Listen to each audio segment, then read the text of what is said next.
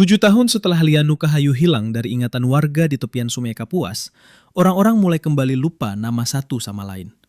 Tapi malam-malam di sungai, sosok perempuan itu masih terlihat berdiri di atas air. Dan kali ini, ia tidak lagi memanggil nama manusia. Ia memanggil nama yang hanya bisa diingat oleh sungai. Seorang anak kecil bertanya, "Siapa Lianu?" Ibunya terdiam. Nama itu terasa seperti luka yang sudah lama disembuhkan, tapi belum benar-benar hilang. Di pinggir hutan hujan Kalimantan, ditemukan gelang rotan hitam yang masih basah dengan tulisan, "Jangan ingat Lianu, karena sungai akan mengingatmu balik."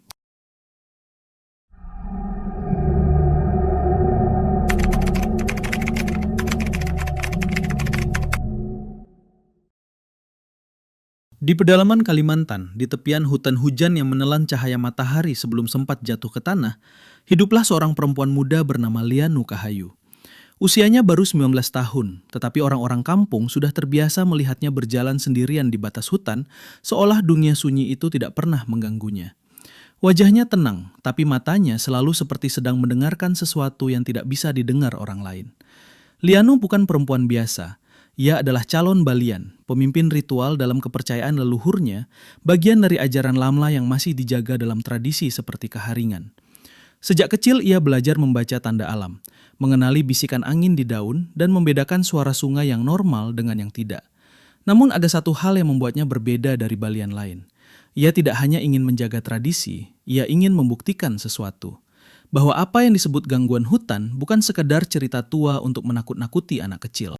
Di desanya yang berada di dekat aliran besar Sungai Kapuas, orang-orang mulai takut keluar malam. Bukan karena binatang buas, tapi karena sesuatu yang tidak pernah punya bentuk tetap. Kadang terdengar seperti perempuan menangis di atas air. Kadang seperti suara orang memanggil nama dari dalam kabut. Dan kadang, perahu yang berangkat malam hari tidak pernah kembali.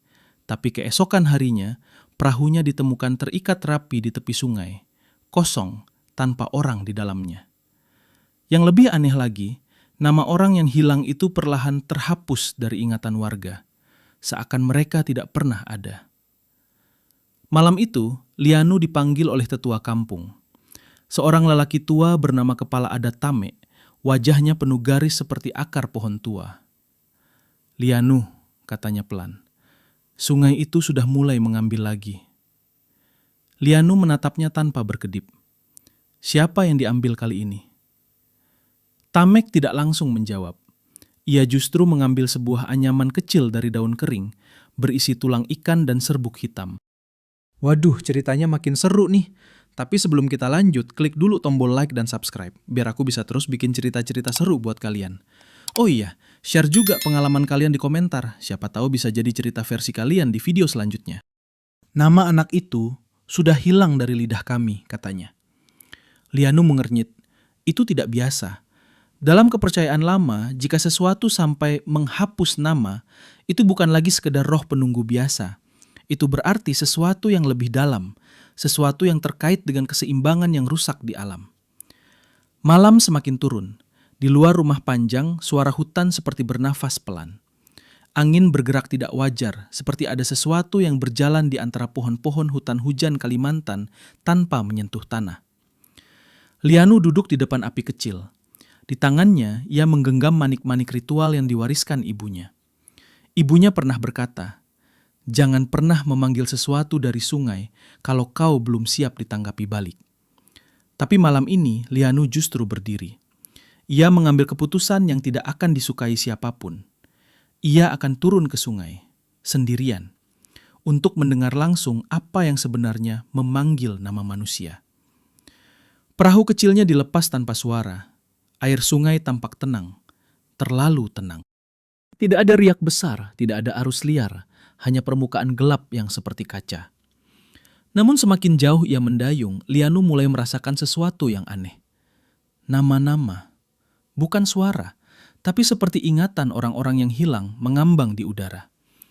Dayan, Rikau, Leman. Nama-nama yang seharusnya sudah tidak ada lagi di dunia ini. Lianu berhenti mendayung. Sesuatu bergerak di bawah perahunya. Bukan ikan, bukan kayu hanyut, tapi seperti rambut. panjang, mengalir mengikuti arus yang tidak terlihat. Dan tepat saat itu, dari tengah sungai muncul suara perempuan, sangat pelan, sangat dekat. "Mengapa kau masih punya nama?" Suara itu tidak datang dari satu arah. Ia seperti muncul di dalam kepala Lianu sendiri, tetapi sekaligus mengalir dari air sungai di bawah perahunya. "Mengapa kau masih punya nama?" Jari Lianu yang memegang dayung perlahan mengeras. Bukan karena takut sepenuhnya, tapi karena tubuhnya seperti ditahan oleh sesuatu yang tidak terlihat, seperti ada tangan dingin dari dalam air yang mencoba menarik perahunya turun. Ia menutup mata sebentar. Dalam ajaran lama Keharingan, ada satu larangan yang selalu diulang oleh para tetua. Jangan menyebut nama di sungai malam hari. Sungai akan mengingatnya. Dan lebih dari itu, ada keyakinan yang lebih tua lagi, bahwa sungai besar seperti Sungai Kapuas bukan hanya air yang mengalir, tapi jalur ingatan.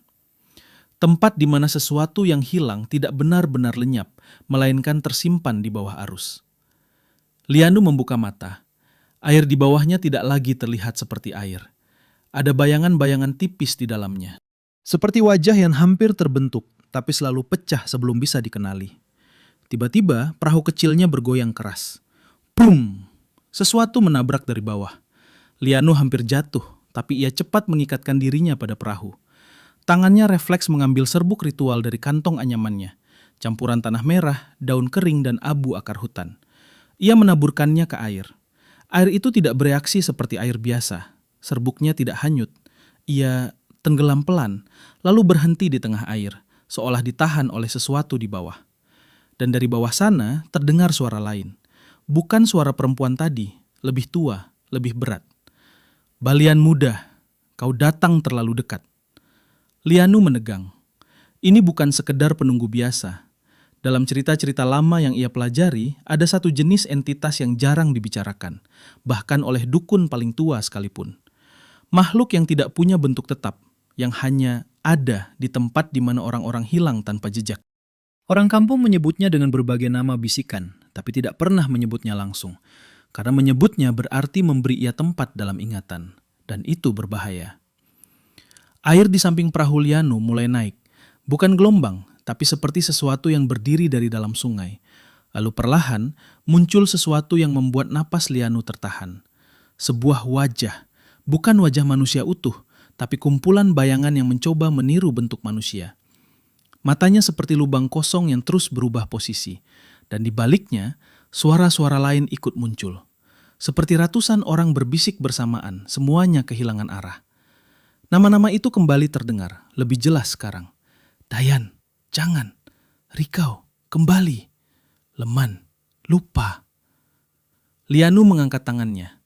Ia mulai melantunkan mantra lama yang diajarkan ibunya. Bukan untuk menyerang, tapi untuk menutup ingatan. Suaranya pelan tapi stabil. Yang kembali bukan untuk dipanggil. Yang hilang bukan untuk diingat. Arus adalah batas, bukan pintu.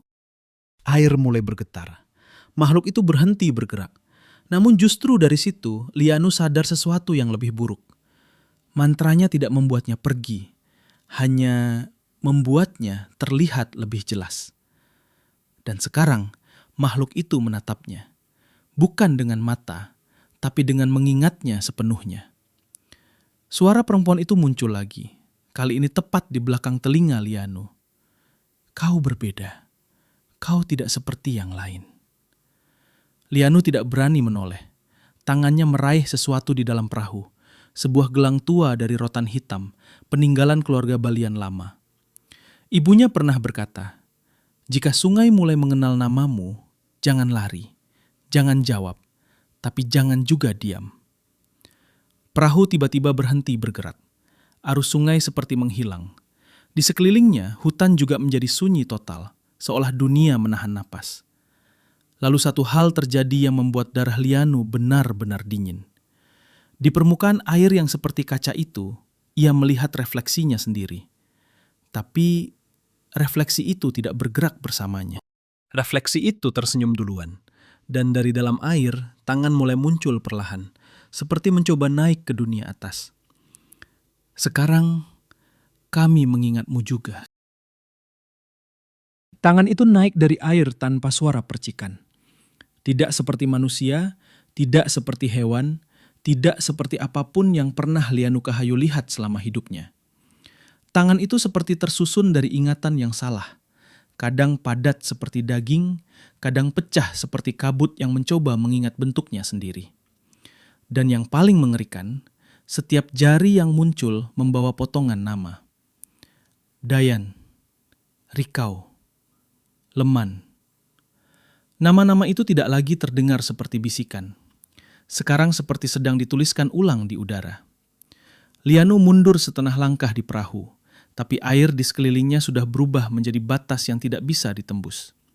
Seolah sungai itu sendiri sudah menutup dirinya. Di baliknya, suara perempuan itu kembali terdengar. Lebih jelas, lebih dekat, dan sekarang tidak lagi tunggal. Seperti banyak suara berbicara dari satu mulut. Kau adalah yang masih tersisa dari yang pernah kami ambil. Lianu menggenggam gelang rotan hitam di pergelangan tangannya. Itu peninggalan ibunya, seorang balian tua yang tidak pernah menjelaskan asal-usulnya secara utuh. Baru sekarang Lianu paham kenapa ibunya selalu melarangnya mendekati sungai malam hari tanpa upacara. Karena sungai bukan sekedar air di wilayah seperti Sungai Kapuas.